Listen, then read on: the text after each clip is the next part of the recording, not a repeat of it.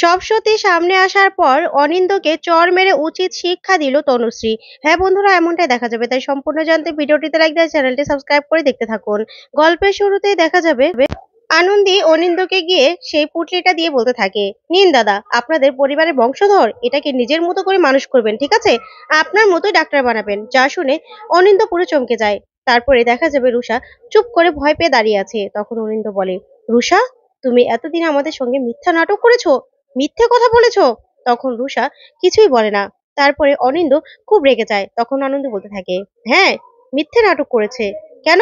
আপনার আপনার পরিবারের বংশধর আনতে চলেছে তো। আপনারা এতদিনেও ওর মিথ্যেটা ধরতে পারলেন না। আমি তো অবাক হয়ে যাচ্ছি। তখনই এই কথাগুলো শুনে সবাই রুষাকে ছি ছি করতে থাকে। তখন কাকিমণি বলতে থাকে, ছি রুষা, ছি, তুমি আমাদেরকে এরকম ভাবে ঠকালে।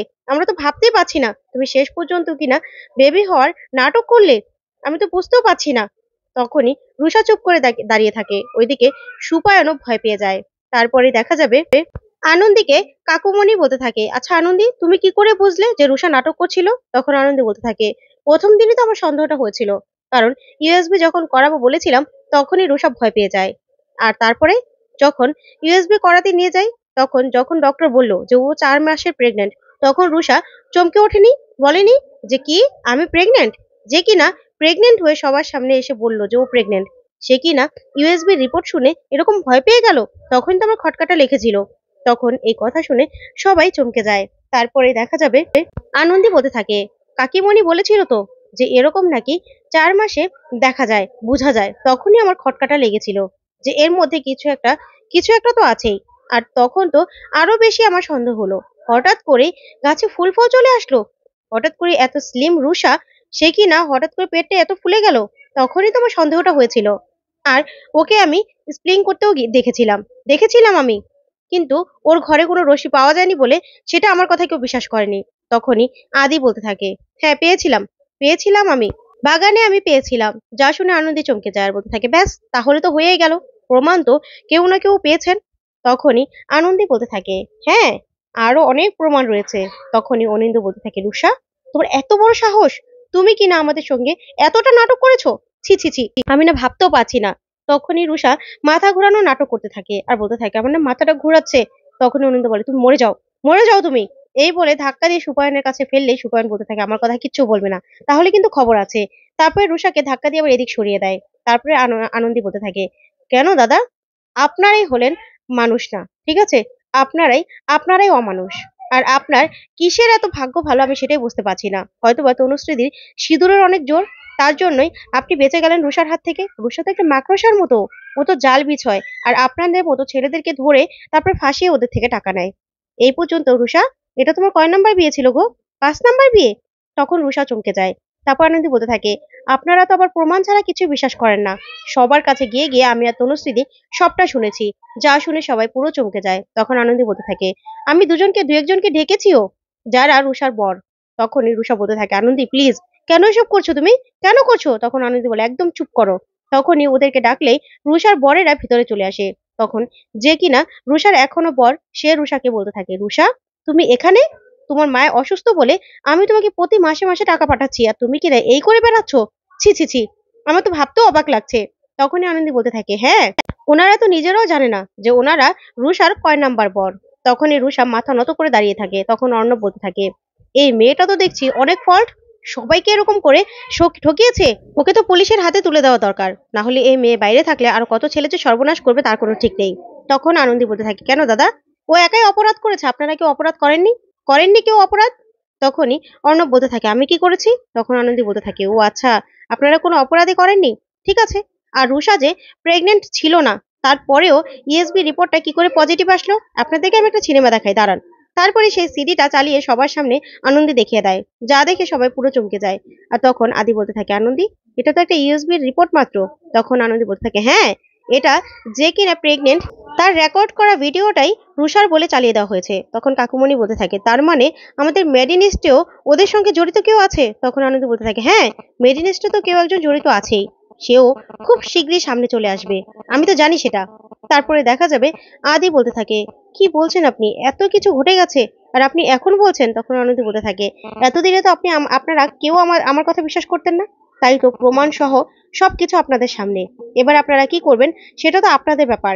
তারপরে দেখা যাবে আনন্দী বলতে থাকে, সব দোষ আপনাদের, আপনাদের সব দোষ। তখন কাকুমণি বলতে থাকে, সবকিছু এই অনিন্দ করেছে ওর মায়ের জন্য। ওর মায়ের লাই পেয়ে পেয়ে ছেলেটা এত বাদর হয়েছে, না হলে এরকমটা কোনোদিনও করতে পারতো না। তখন কাকিমণি বলতে থাকে, আমি কি করেছি? আমি তো নাতি নাতনির শুধুমাত্র মুখ দেখতে চেয়েছিলাম। তখন আনন্দী বলতে থাকে, কেন কাকিমণি? আপনাকে তো তনুশ্রীদি মা বলে ডাকতো, আপনি শুধু নিজের ছেলের কথাটা ভাবলেন, মেয়েটার কথা একবারও ভাবলেন না? সব সময় দিনের পর দিন এই বাড়িতে মেয়েদের কেন এরকম ভাবে তুচ্ছ করে রাখা হয়? কেন? আর তনুশ্রীদি না হয় মা হতে পারেনি, তাই তাকে এত অবহেলা করা হয়, কিন্তু সুমনাদি সে তো মা হতে পেরেছে। তাহলে তাকে কেন তার সন্তানের থেকে দূরে রাখা হয়? কেন? আর তনুশ্রীদি, তোমারও না অনেক দোষ আছে। তুমি কেন তোমার ভাসুরের কাছ থেকে নিজের রিপোর্টটা চেয়ে নিলে না? তখন এই কথাতেই অর্ণবের দিকে সবাই তাকিয়ে থাকে। তখন অর্ণব বলে, আমি কি করেছি? তখন আনন্দ বলে, আপনি কিছু করেনি দাদা। কেন তনুশ্রীদির রিপোর্টটা তনুশ্রীদির হাতে তুলে দেননি? নিজের ছোট ভাইয়ের পক্ষ নিয়ে কেন তনুশ্রীদির কথা বলেছেন যে তনুশ্রীদি মা হতে পারবে না? আসলে তো সত্যি কথা এটা যে তনুশ্রীদি মা হতে পারবে, তনুশ্রীদির মধ্যে কোনো রকম কোনো সমস্যা নেই। শুধুমাত্র অনিন্দতার জন্য তনুশ্রীদি মা হতে পারছে না। তখন এই কথা শুনে সবাই অবাক হয়ে যায়। তখনই অনিন্দ তনুশ্রীর কাছে ক্ষমা চেতে থাকে আর বলতে থাকে, তনুশ্রী আমাকে ক্ষমা করে দাও। তখন আনন্দী বলতে থাকে, না দাদা, অনেক দেরি হয়ে গেছে, এখন তো আর সময় নেই, এখন তো ফিরে আসার মতো আর কিছুই নেই। তখন তনুশ্রীও সেখান থেকে সরে যায়। তখন আনন্দী বলতে থাকে, সব দোষ আপনাদের, আপনাদের সব দোষ। আর কাকিমণি, মেয়েদের সব সময় তো নিচু করে রাখতেন তাই না? সব সময় নন্দিনী ম্যাডামের থেকে আমার মা কতটা নিচু, তারপরে তনুশ্রীদি মা হচ্ছে না বলে কতটা নিচু, সব সময় তো এরকমটাই করেছেন। আপনারা প্রত্যেকে দোষী, আপনারা প্রত্যেকে পাপী, আপনারা পাপ করেছেন। তখনই এই কথাতেই রুষার স্বামী রুষাকে নিয়ে সেখান থেকে চলে যায়। ওইদিকে সুমনা আর তনুশ্রী বলতে থাকে, তুমি থামো না আনন্দী। তখন আনন্দী বলতে থাকে, ওই তো দুজন ভালো মানুষ, দুজন ভালো মানুষ এখন আমার মুখটা বন্ধ করার জন্য এখন উঠে পড়ে লাগবে। কেন আমি মুখটা বন্ধ করব?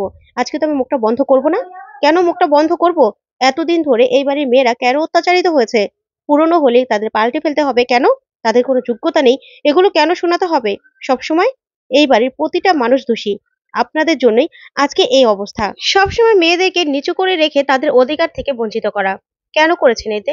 কেন করেছেন? মেয়েদের সঙ্গে এত অবিচার কেন করেছেন? তখনই সবাই মিলে তাকিয়ে থাকে আনন্দীর দিকে। তখন আনন্দী বলতে থাকে, সবার সঙ্গে অবিচার করেছেন আপনারা, অবিচার করেছেন আপনি সবার সঙ্গে। আর তনুশ্রীদি, সেই জন্যই তো সব সময় দাদার রুমাল থেকে দাগগুলো তুলে যেত, দাদাকে বুঝতেও দিত না যে তনুশ্রীদি সবটা জানে। তারপরে বিজয় বলতে থাকে, তার মানে আনন্দী এতদিন তনুশ্রী যেটা বলেছিল সব সত্যি? তখনই আনন্দী বলতে থাকে, হ্যাঁ, সব সত্যি। এখানে মা হওয়ার নিয়ে তনুশ্রীদির কোনো সমস্যা নেই, সমস্যা হলো অনিন্দতার মধ্যে। অনিন্দতার জন্যই তনুশ্রীদি এখনো মা ডাকটা শুনতে পারেনি, এই অনিন্দতার জন্য। আর সে কিনা পুরুষত্ব দেখাচ্ছে। হ্যাঁ, পুরুষদের তো সোনার আংটি বাক্য ভালো, সেটাই সেটাই দেখানো হচ্ছে, তাই তো? তখন আদি সহ সবাই অবাক হয়ে আনন্দের দিকে তাকিয়ে থাকে। তারপরে অনিন্দ বলতে থাকে, আসলে আমি আমি টেস্ট করিয়েছিলাম। তখনই এই কথা শুনে অবাক হয়ে যায় সবাই। তখন অনিন্দ বলতে থাকে, আমারই দোষ, আমার দোষ, আমি সেটা ভুলে গিয়েছিলাম, তনুশ্রীর কোনো দোষ নেই। তখনই তনুশ্রী এসে অনিন্দকে সবার সামনে ঠাসিয়ে একটা চড় মারে, যা দেখে সবাই অবাক হয়ে যায়। তো বন্ধুরা, আজকের আপডেটটি কেমন লাগলো কমেন্ট করে জানাও। ধন্যবাদ।